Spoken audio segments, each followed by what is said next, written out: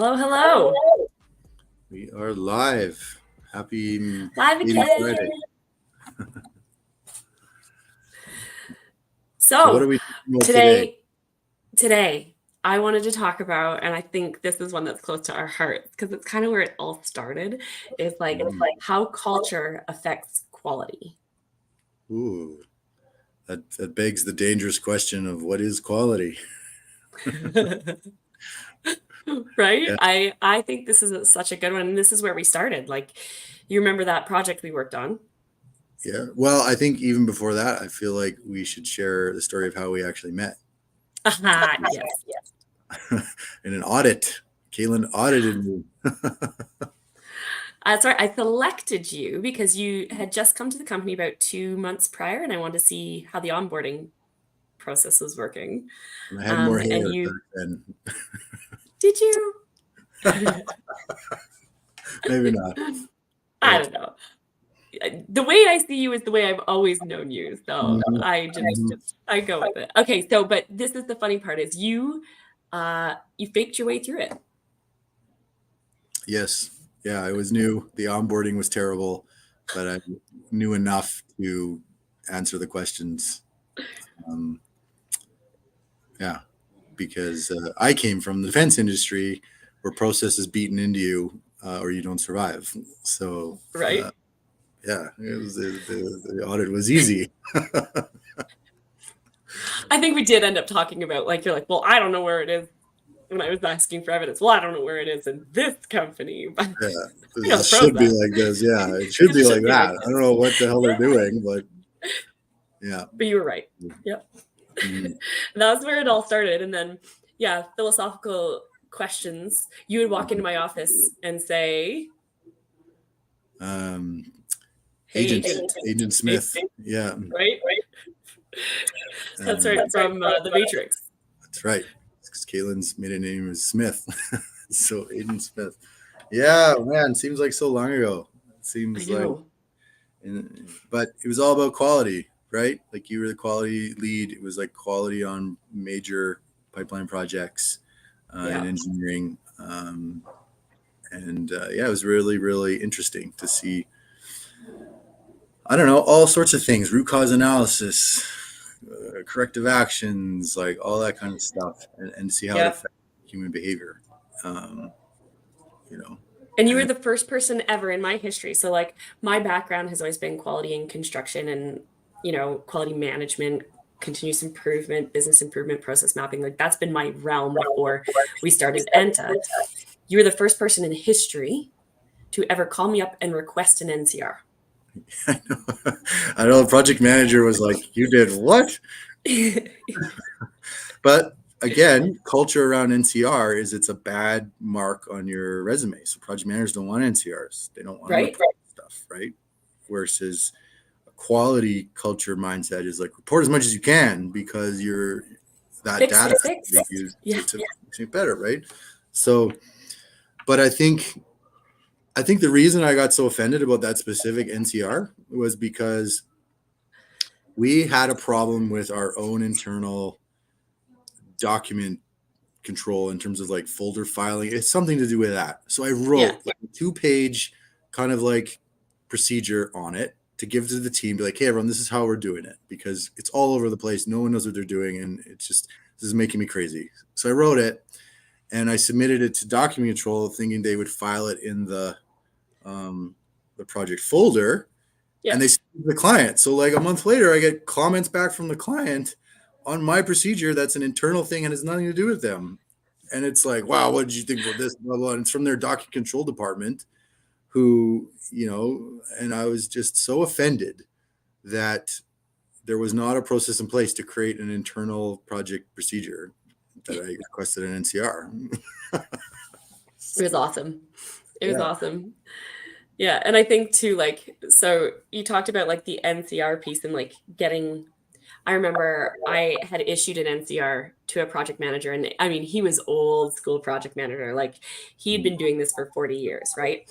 But what had happened is, and I thought I saw this as a critical point of failure in the company, is Mm, the one person, they had one person who could do these stress calcs. And so the deliverable got missed, and it was on the critical path. So I was like, this is non-conformance, these were critical path items. Like, we cannot get better unless we address this. And he's like, how am I supposed to do a corrective action? And he like tore a strip off me, like me. It's like, how am I supposed to do a corrective action when someone's sick? And I said to him, like, do you feel like the company's services rely on one person? And he's like, well, no. And I was like, well, then it's failure. Shouldn't we have like a backup person or somebody that we can go to or cross train? And he's like, well, yes, I could do that. And then it was like this epiphany of, it's like, it's not an NCR, like a black mark, right? It is this, can we think better? Like, if we had to cross train somebody, we could have made that deliverable. The client would have been satisfied. They would have schedule. Like, it's thinking about sustainability of your company, right? But the culture around it, and it was a huge shift for that company to like mindset change. And until they realized that they were starting to get help of preventing these issues, then they started saying, okay, like, you saw it kind of get a little bit easier at the end to take an NCR, right? But at first, man, Well, and brutal. Culturally, the entire industry, like, owner companies would use NCRs as a stick to smarten you up. And therefore, if you got one, it was a sign that the client satisfaction was down, and it would go all the way up to the top. Like, big, like, you would get calls from the wing if you got an NCR. So that turn translated into how the consultants and contractors reacted as well. Whereas really in a quality culture, I think on the surface level, people who are new to quality be like, holy crap, this project had 100 NCRs and this one had 10. This one must have been run better than that one. Yeah. But actually, human behavior being what it is, it's the reverse. The one that has 100 NCRs is probably being run way better because they're reporting stuff. And if you look at the NCRs, they're for smaller things. They're starting to report on little near miss, like, quality version of near misses or whatever, right? So like 10 big ones could be way bigger deal than 100 little iterative things. It's a sign that people are like, oh yeah, let's sort that, right? Right. And I think this is the important thing, is that, like, it's a mind shift change of what an NCR is. And I think that historically, specifically in the oil and gas industry, we have circumnavigated that through the lessons learned process. Mm-hmm. Right? And companies will do lessons learned. It's like this huge data dump. And I've gone through those databases, like, for a number of clients. And I was like, this is an unreported NCR. This should have been an NCR. This should have been an NCR, or like at least an OFI, right? Like, why wasn't this reported and addressed? It's not a true lesson learned, right? It's that you should have already known this, or like, the process is there and it needs to be fixed. That's not a lessons learned. That's an OFI, right? So, like, really educating people on the purpose and the intent and like what a true lessons learned is. Like, you should walk out of a project with no more than 3 lessons learned. Like, lessons, guys. Like, we're talking about a lesson, like a life lesson, epiphany, okay? Where you can take that forward and say, we need to share this like a legacy story. Yeah, like, I think a good example of that is, like, let's say you have a client and you start work and you're all excited, and then it quickly starts going to chaos. There's like a misalignment. There's new stakeholders coming in. There's both sides getting upset about schedule requirements, blah, blah, blah, blah. And, you start to look at it, you're like, oh man, we didn't do a kickoff meeting. Our process says we should do a kickoff meeting. That's an NCR, right? Right. And you might do a lessons learned at the end of like, we should have had a kickoff meeting and we should have created an execution plan. Well, our process says that. You didn't follow it. That's an NCR. Yeah. But something like, do you know what? We followed our process. We had a kickoff meeting. We created an execution plan. We were doing following everything. But what happened was, the way we were interacting with the client, we started to let them dictate how we should do things. And we're the expert. And we started to just follow commands instead of standing our ground and, telling our client what we needed to hear. So we went down like these rabbit holes. It cost this much money. It was all this work. Right? Yeah. At the end, they were like, you're the expert. Why did you do this? And we're like, well, you told us to, right? That is a lessons learned. Don't ever let the client drive the bus, because as soon as they start, you are dead in the water. And that is right? that's a lesson. Oh, this is how we should behave and interact with the processes. Something to watch out for next. This is experiential, I think, wisdom, Yes. right? Yeah, I like that. And I mean it's so true. Like they're paying experts for the service, right? They need to allow the experts to help guide them. Because I know the clients at the end of the day get the say, but like as experts, we need to be very versed in being able to explain risk benefit Mm. and why we're pushing, right? And so that's like the lesson is like, how do we educate our staff to be able to communicate in a way that expresses cost benefit or Sure. risk, Now, right? an improvement for us was creating like a strategy deviation procedure, right? Right. Because that's what happened. Client was like, "No, I don't want to do this. I'd rather do this." And we were like, "Oh, okay, Mr. Client, we'll make you happy." Blah blah blah blah. And then guess what? 3 months later, they fired us. Why? Because they didn't see the results. Because we let They them didn't dictate, follow our system. Yeah. right? So I had to make it very clear, give people permission to push back on a client. That was a example of a iterative learning for us, right? And then next, And it's in our culture to be candid, mhm. So right? lessons And learned. Now it's part of our process. Next time it's an NCR, right? yeah, absolutely. And I think this is what like so my husband works construction and he was on a project years ago and he said, Caitlin, I need to do some reporting. Can you help me? And I was like, sure. He needed to present a presentation. He's like, what should I do? And I was like, do it on quality, right? And this is where the culture and quality can be huge.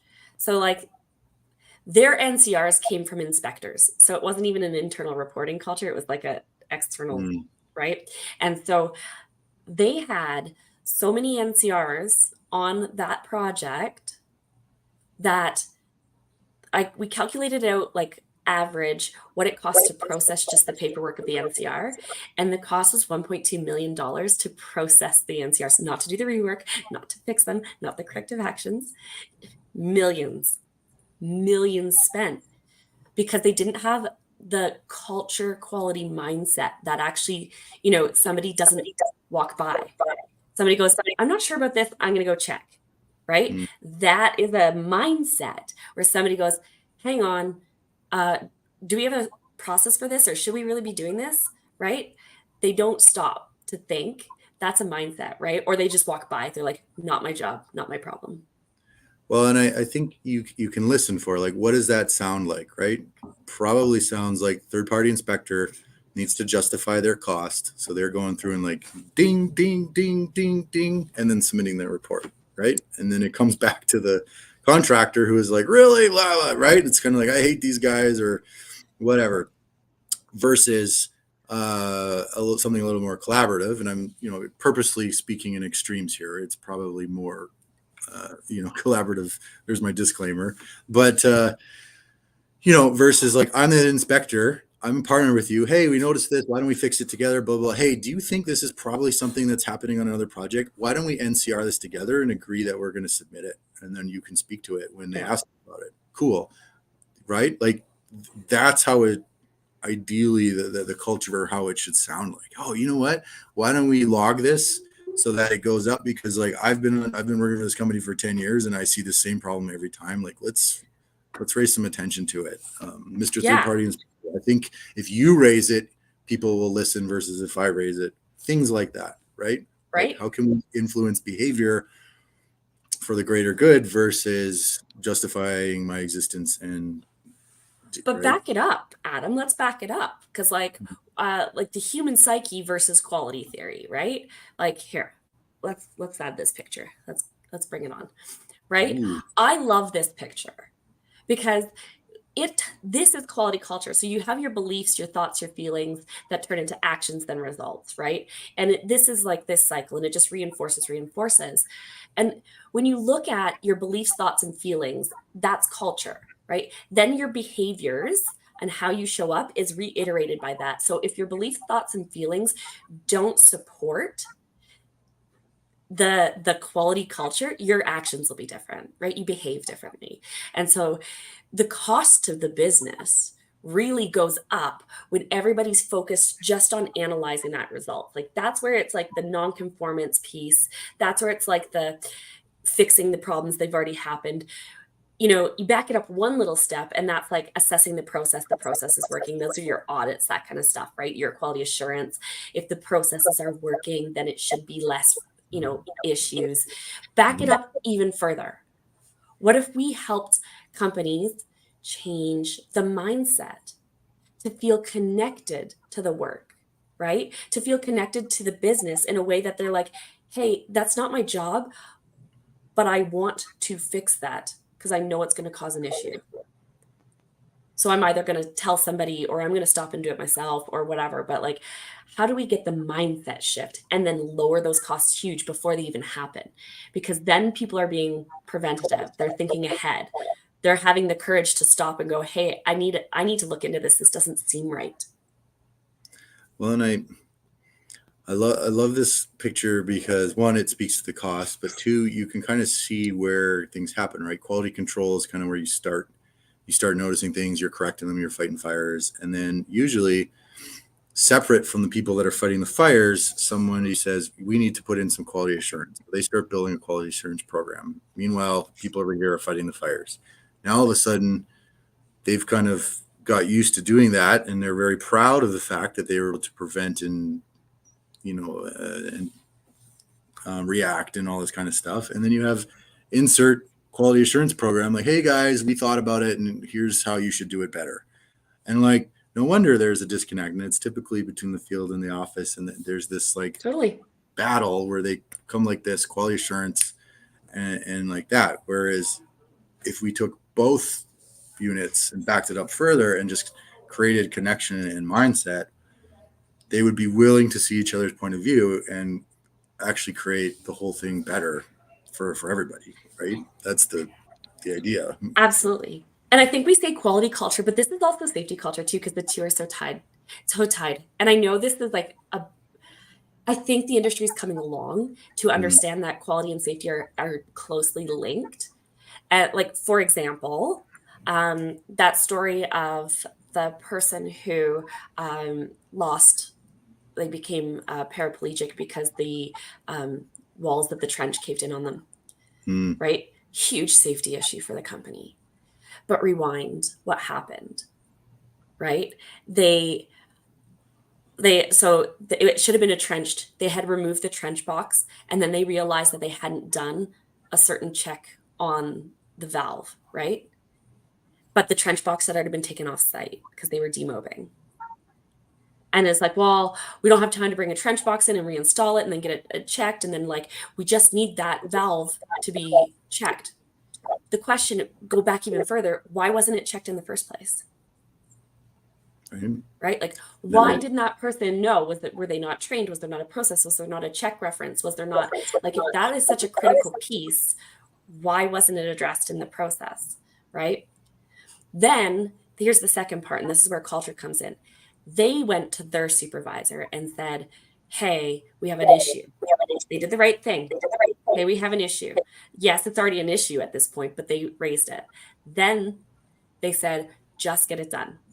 Just hop down in there and get it done. The culture wasn't there. The culture to go, this is not worth the catastrophe that could happen after. Right. And it was so it's like that Swiss cheese, right? One, it was missed in the first place. Two, there was a culture of get it done, not follow the process. And so then the incident happened. And I think when you look at safety incidents, you can 9 times out of 10 tie them back to a process issue and a culture issue. Well, and there's actually evidence to support, and actually our good friends at Intactics have so much data on this, that like 80% of like safety reporting, whatever, is culturally related, and we're actually only reporting on like 20% or something like that. I can't remember the exact numbers, but it's some huge spread. So it means that if you are really good at safety reporting and all your indicators are only actually reporting on 20% of the problems, so you might think you're amazing and there's no risk, but you were basically this close away from a major incident because of cultural influences. Well, and this is where like root cause assessment typically doesn't have a category for like there is a culture issue, right? It's a process issue, it's a training issue, it's a compliance issue, it's human error, right? What so like Mhm. I think what's important to recognize is the culture really can affect this, and that goes right back to our the clearing of the trees that happened in the wrong area. Remember that Mhm. project? We do. Yeah. Yeah. Well, tell them what happened. Uh, Pipeline was started in the wrong place. And first Literally thing you do started when clearing trees, like a whole football yeah, field worth. so like, Wrong how area. the hell how does that happen? Right. And Oh yeah. it comes down to skipping a process issue, which happens, right? And I think this is important for people to recognize, right? In this case, there was a sudden last minute change, a rush to get it out. So kind of circumventing the process to meet that said deadline, but as a result, a risk manifested that process was designed to mitigate, right? Yep.